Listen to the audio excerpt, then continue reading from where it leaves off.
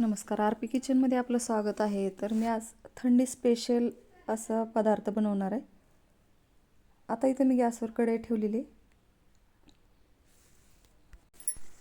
आता या कढईमध्ये सुरुवातीला शेंगदाणे भाजून घ्यायचेत. आता शेंगदाणे थोडे थोडे भाजत आल्यावर ह्याच्यामध्ये तीळ टाकून भाजून घ्यायचेत. आता तीळ छान खमंग असे भाजून घ्यायचेत.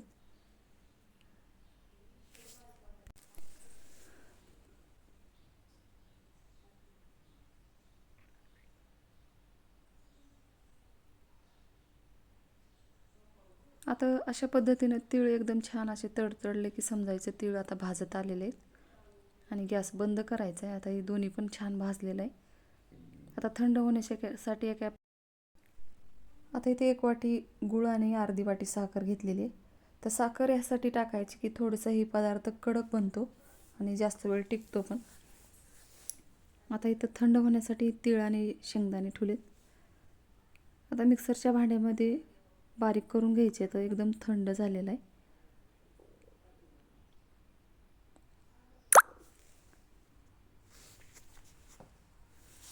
आता एकदम बारीक असं वाटून घ्यायचे, न गूळ टाकता आणि न साखर टाकता.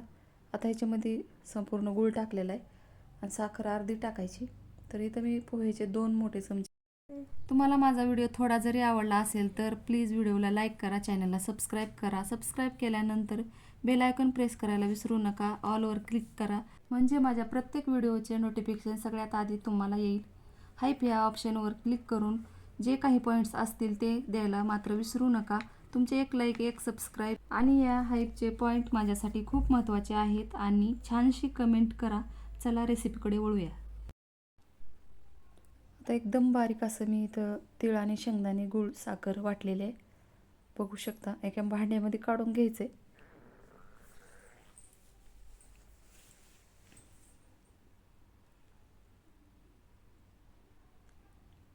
आता याला थोडंसं पाण्याचं 2 चमचे लावून घ्यायचे.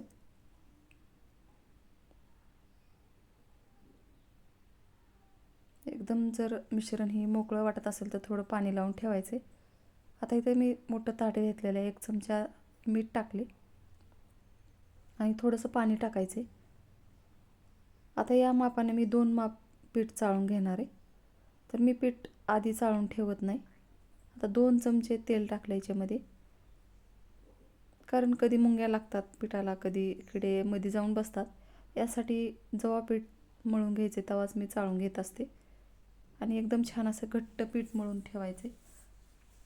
आता 10 ते 20 मिनटं असंच ठेवून द्यायचे. आणि आता थोडंसं पाणी लावून 20 मिनटानंतर एकदम छान असं मऊ करून घ्यायचे. आता इथे पीठ एकदम छान असं मऊ झालेलं आहे. बघू शकता.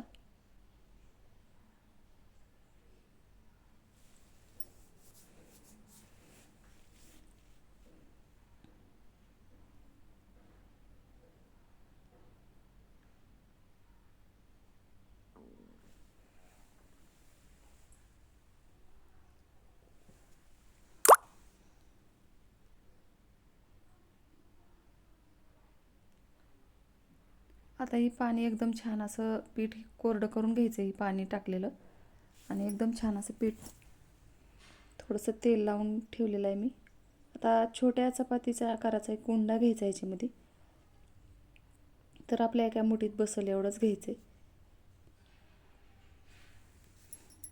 आता या पिठाची अशा पद्धतीने वाटी बनवून घ्यायची आणि यामध्ये जेवढं मिश्रण बसते आपलं तीळ आणि शेंगदाण्याचं आणि गुळाचं, ते याच्यामध्ये भरून घ्यायचे. आणि आमट्याने छान असं दाबून ह्याच्यामध्ये भरून घ्यायचे, कारण गोड पण लागावं आणि थोडंसं मिश्रण जास्त असल्यास ही पोळी छान लागते यासाठी. आता याला मोदकासारखं एक ठिकाणी आणून बंद करून घ्यायचे. आपण जसं मोदक बनवतो त्या पद्धतीने.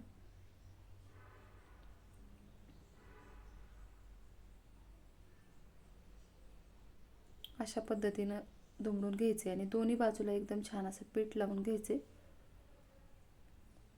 आणि एकदम छान दोन्ही बाजूनी पातळ चपाती लाटून घ्यायची किंवा कोंदीची पोळी. दोन्ही बाजूने लाटून घेतल्यामुळं दोन्ही भाग एकदम छान होतात. नाहीतर एक बाजू जाड होते आणि एक बाजू पातळ होते. यासाठी दोन्ही बाजूने एकदम छान पलटून असं चपाती लाटून घ्यायची आणि एकदम पातळ अशी चपाती लाटायची. आता इथे एकदम छान असं पातळ चपाती लाटून घ्यायची आणि दोन्ही बाजूने एकदम छान समान असं लाटून घ्यायची. त्यामुळे एकदम छान दोन्ही बाजू एकदम पातळ असं चपाती तयार होते. आता गॅसवर तवा ठेवलेला आहे मी तो गरम होण्यासाठी. आता याला तेल लावून घ्यायचे आणि चपाती भाजून घ्यायची. आता एकदम छान असा तवा पण गरम झालेला आहे. आता ही चपाती एकदम छान असं भाजून घ्यायची आणि 8 ते 10 दिवस पण ही चपाती छान भाजल्यावर तेलामध्ये टिकते, जास्त तेल लावून भाजल्यावर.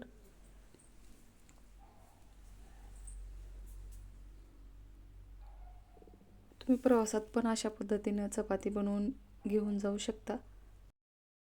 तर ही तिळाची पोळी एकदम छान अशी जास्त दिवस टिकण्यासाठी थोडंसं तेल जास्त लावून खमंग अशी भाजून घ्यायची दोन्ही बाजूनी या पद्धतीनं. तर एकदम छान अशा जास्त दिवस टिकणाऱ्या तिळाच्या पोळ्या एकदा नक्की बनवून बघा. तर आता ही तिळाची पोळी एकदम छान अशी खमंग भाजलेली आहे आणि अशाच पद्धतीने मी सर्व पोळ्या तयार करून घेणार आहे. तर बघू शकता एकदम छान खमंग अशी भाजलेली आहे. तर तुम्हाला जवळून दाखवत आहे. अशाच पद्धतीने मी सर्व पोळ्या तयार करून घेणार आहे. तर एकदम छान आणि शेवटपर्यंत सारण गेलेली अशी तिळाची पोळी एकदा नक्की बनवून बघा. तर बघू शकता एकदम छान असं सर्व पोळ्या माझ्या टम्म फुगलेल्या आहेत. आता इथं सर्व पोळ्या तयार झालेल्या आहेत. आता मी ह्या प्लेटमध्ये काढून घेणार आहे.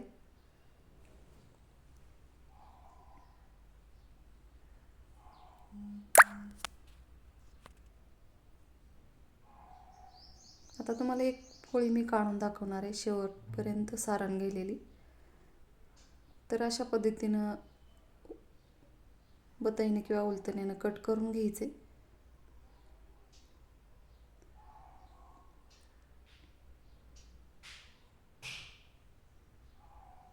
तर बघू शकता एकदम छान अशा पोळ्या तयार झालेल्या आहेत आणि ह्याच्यावर मी थोडंसं तूप टाकणार आहे. गरम असल्यामुळं लगेच वितळतं. तर बघू शकता. माझ्या चॅनलला सबस्क्राईब करा, लाईक करा, शेअर करा. व्हिडिओ बघितल्याबद्दल धन्यवाद.